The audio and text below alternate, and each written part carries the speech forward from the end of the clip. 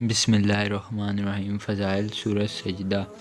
حدیث نمبر 1، حضرت جابر رضی اللہ تعالیٰ عنہ سے روایت ہے کہ نبی کریم صلی اللہ علیہ وسلم اکثر سورۃ سجدہ اور سورۃ ملک پڑھتے اور اس کے بعد آرام فرمایا کرتے، یعنی سو جاتے۔ ترمذی اور دارمی شریف میں یہ حدیث شریف موجود۔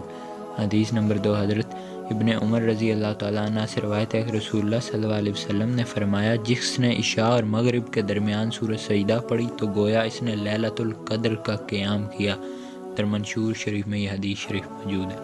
حدیث نمبر 3، حضرت عائشہ سے روایت ہے کہ رسول اللہ صلی اللہ علیہ وسلم نے فرمایا، جو کسی رات میں سورۃ سجدہ، سورہ یاسین، سورۃ انبیاء اور سورۃ ملک پڑھے گا تو یہ رات اس کے لیے نور ہوگی اور شیطان سے بچاؤ کا سامان پیدا کرے گی، اور ان صورتوں کو پڑھنے والے کے درجات قیامت تک بلند ہوتے رہیں گے۔ ابن مردویہ۔ حدیث نمبر 4، حضرت ابو ہریرہ رضی اللہ تعالیٰ عنہ سے روایت ہے کہ حضور صلی اللہ علیہ وسلم جمعہ کے دن نماز فجر میں سورۃ سجدہ کی تلاوت کیا کرتے تھے۔ ابن کثیر شریف میں یہ حدیث شریف موجود ہے۔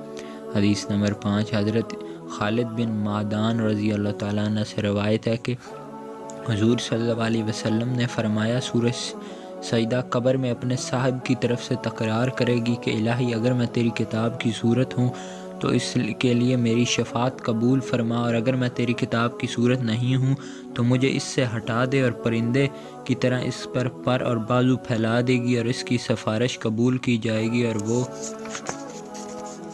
عذاب قبر سے محفوظ رہے گا۔ اس لیے حضرت خالد بن معدان رضی اللہ تعالیٰ عنہ سورۃ سجدہ اور سورۃ ملک کو پڑھے بغیر نہیں سوتے تھے۔ دارمی شریف میں یہ حدیث شریف موجود۔